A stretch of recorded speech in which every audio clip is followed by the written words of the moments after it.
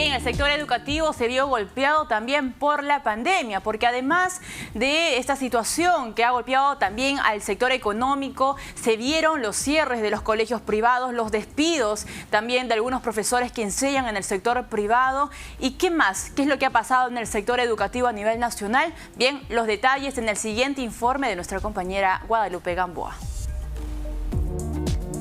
En medio de la disputa entre padres y colegios por las pensiones escolares, los docentes han echado mano de numerosos recursos y herramientas para seguir impartiendo clases a distancia con creatividad y empeño.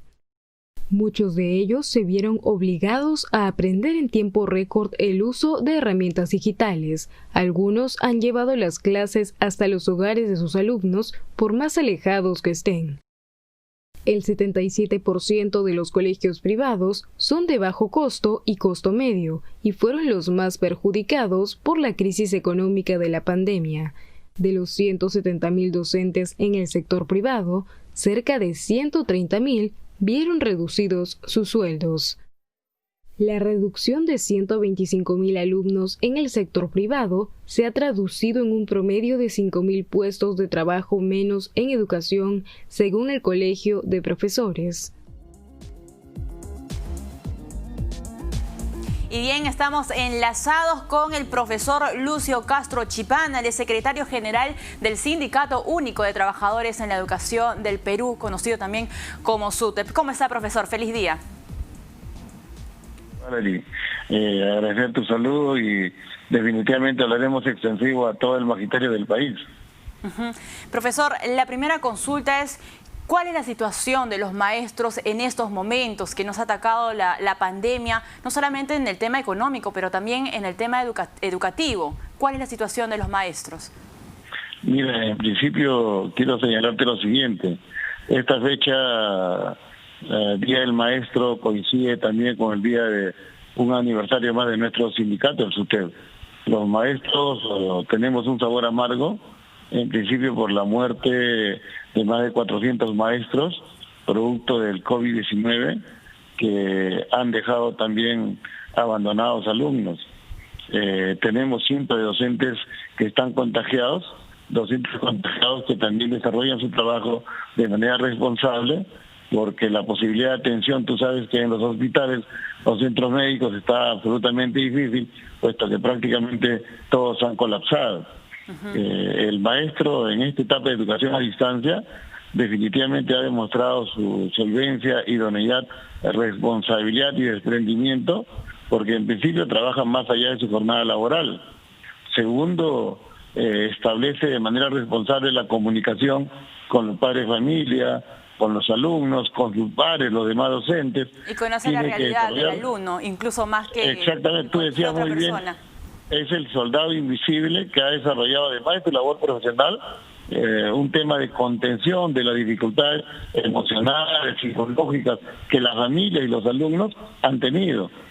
Desarrolla su trabajo de planificación, hace el trabajo de retroalimentación, cumple con el papeleo burocrático que la administración le obliga a desarrollar. Y definitivamente en esta etapa el docente innegablemente ha establecido una relación muy estrecha de reconocimiento con los padres de familia, justamente porque hoy los padres de familia han visto el trabajo denodado, decidido que el maestro desarrolla en el país a pesar de las dificultades complicadas. El maestro está haciendo uso de sus recursos técnicos, ya sea tablet o laptop.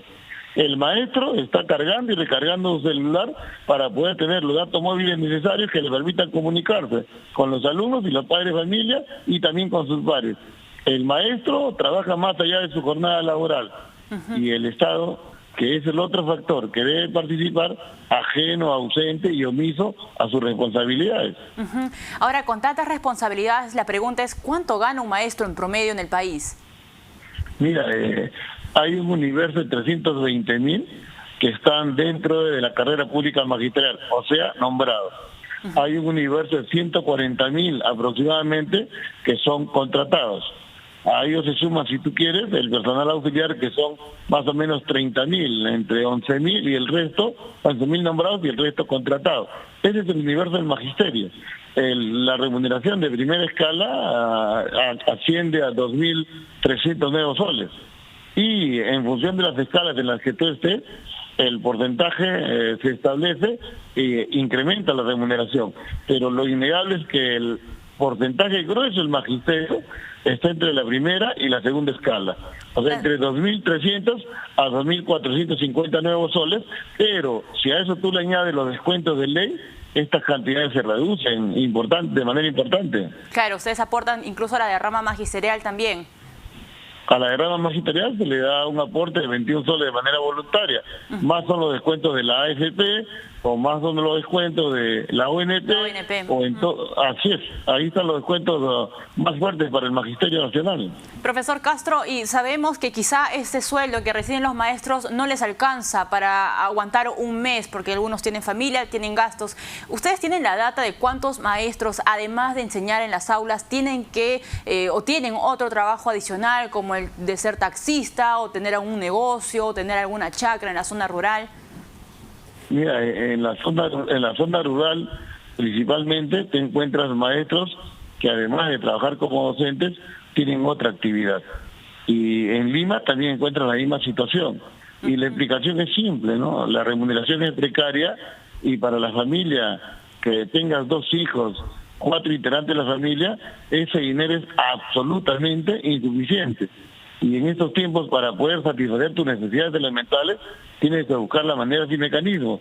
Y ahí explicas por qué docentes, además de su trabajo profesional, desarrollan otro tipo de trabajo o se convierten en 1000 oficios, de tal manera que puedan satisfacer la economía familiar. Exacto. Esto debe servir de reflexión este día, el Día del Maestro, de tal manera que el Estado ponga los ojos en aquellos aspectos que son necesarios de atender al maestro del Perú. ¿Tienen el porcentaje, más o menos, cuánto es el porcentaje de maestros que además de enseñar tienen alguna otra actividad? Nosotros entendemos que más o menos un 40% del magisterio está dedicado a desarrollar otras actividades para poder cubrir las necesidades más elementales, ¿no? Y si tienes en cuenta que el 70% del magisterio se encuentra entre la primera y la segunda escala, también ese porcentaje es explicable.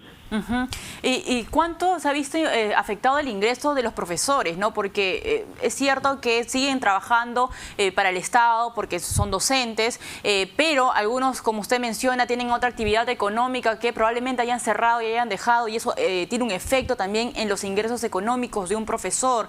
¿Manejan más o menos la cifra de cuánto ha bajado el ingreso de un maestro durante la pandemia? Mira, si hablamos de un 40% que se dedica a otra actividad, resulta que con el distanciamiento, ese 40% ha sido afectado.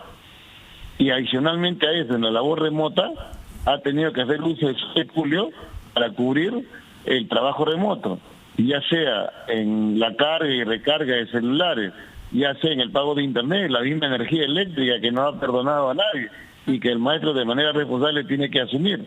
Entonces, si hay un conjunto de maestros que no tienen ya el segundo ingreso, están afectados. Y si consideramos al universo, todos han sido agraviados igualmente porque siguen con su peculio afrontando esta situación. El gobierno está obligado, por ejemplo, a dotar de recursos y herramientas técnicas, ya sea laptop para los maestros y tablet para los alumnos, a pesar de múltiples exigencias del sindicato, a la fecha no lo hace. Se ha comprometido a entregar 840.000 tablets para alumnos, 90.000 para docentes. Y lo cierto es que el proceso de licitación ha tenido complicaciones porque ha tenido observaciones de la Contraloría General, y este hecho que genera que la entrega de los laptops que estaba programada para una fecha se tenga que ser postergada. ¿Quiénes son los afectados? Los alumnos. ¿De quién es culpa esta deficiencia? Del gobierno. Si hablamos nosotros de datos móviles, internet, antenas solares, la banda ancha, etcétera, son responsabilidades del gobierno que no ha hecho la acción necesaria para asegurar que estas limitantes de conectividad que generan un alejamiento, distanciamiento y no acceso de muchos alumnos al proceso de aprende en casa hayan sido enfrentadas y solucionadas. Profesor, hasta el momento los docentes a nivel nacional, sobre todo en la zona rural, no reciben este apoyo tecnológico, es decir, las tablets que el gobierno le prometió. Nadie en el país absolutamente ha recibido un solo recurso técnico en el país, porque el gobierno emitió un decreto legislativo que decía que en un mes se iban a entregar las laptops y ya estamos cerca de los 2 meses y medio y esta promesa sigue siendo incumplida, así como los bonos, así como distintas acciones que el gobierno se ha comprometido a desarrollar y que desde el lado de los trabajadores nosotros observamos que siguen siendo compromisos incumplidos. Profesor, y respecto al tema de la capacitación en temas o en herramientas tecnológicas, ¿tienen ustedes las cifras de cuántos docentes reciben capacitaciones o han sido capacitados para el manejo de herramientas tecnológicas? Mira, en el reportaje que tú señalabas, se afirmaba que hay un acto de dedicación, de empeño profesional, que ha generado que muchos maestros de manera acelerada se internen en el manejo de tecnologías. Porque el maestro en ese terreno, porque de manera extraordinaria se han dado las cosas, siente una necesidad. ¿Quién ha cubierto esa necesidad? El sindicato, a través de eventos de actualización. La rama magisterial, a través de eventos de actualización en manejo de tecnologías y plataformas virtuales. Y de parte del ministerio, ese tipo de capacitación o esa capacitación para el magisterio ha sido absolutamente reducida. Entonces, profesor, para hacer números, en un año, ¿cuántas capacitaciones entre el sindicato y la de rama magisterial recibe o recibe el maestro? ¿Y cuánto ofrece el Ministerio de Educación? Para que quede un poco más claro, ¿no? Mira, son 26 regiones del país y los maestros de manera trimestral desarrollan eventos pedagógicos que justamente apuntan a su actualización. La desarrolla el sindicato y la desarrolla con el apoyo de la institución previsional. Si estamos hablando de un universo de 400.000 trabajadores, entendemos que al año el maestro se está capacitando o desarrolla un taller de capacitación por lo menos en 4 oportunidades. El ministerio, si somos diplomáticos, no hace más de 2. Y en todo caso no es con la masividad y participación amplia del magisterio, son en todo caso focalizados. Y eso definitivamente no conviene ni evidencia un nivel de responsabilidad seria en lo que corresponde a este elemento que es importante, la capacitación del magisterio. Profesor, y para terminar ya la última pregunta, ¿cuáles son los retos ahora? Porque la pandemia lo que ha hecho ha mostrado, digamos, las carencias que hay en el sector educativo, las brechas sociales, el problema de infraestructura, los servicios básicos que no están en los colegios, en la zona rural sobre todo. ¿Cuáles son los retos en materia educativa ahora después o de cara ya al 2021? Mira, como tú muy bien dices, Valery, la pandemia ha desnudado el conjunto de políticas y acciones que se han desarrollado en terrenos como salud, educación y seguridad social, previsión social, y las han presentado como ineficientes, absolutamente incapaces de enfrentar y solucionar los problemas que en estos sectores existen. Y hoy esos temas han quedado desnudados. Y para nosotros los trabajadores, si estas políticas son ineficientes, no deben repetirse y no deben darse. Y si han fracasado debemos cambiarlas. Y esas políticas y acciones tienen un nombre, neoliberalismo. No más neoliberalismo en nuestro país. Y nosotros consideramos que la nueva normalidad y el futuro, la perspectiva, indica que para educación y para salud y para previsión social debe haber una mirada de atención y una mirada de priorización. Por eso saludamos que en el Congreso de la República el día de ayer se haya aprobado esta reforma constitucional que obliga, que hace imperativo que el Estado, que el gobierno destine el 6% para educación, porque consideramos que de esa manera los problemas que tiene educación van a ser enfrentados de mejor manera. Listo, profesor. Muchísimas gracias, le agradezco. Estuvo con nosotros Lucio Castro Chipana, secretario general del SUTEP, hablando un poco y analizando la situación del sector educativo en medio de la pandemia. Nos vamos a una pausa, pero regresamos con más información aquí en Economía para Todos.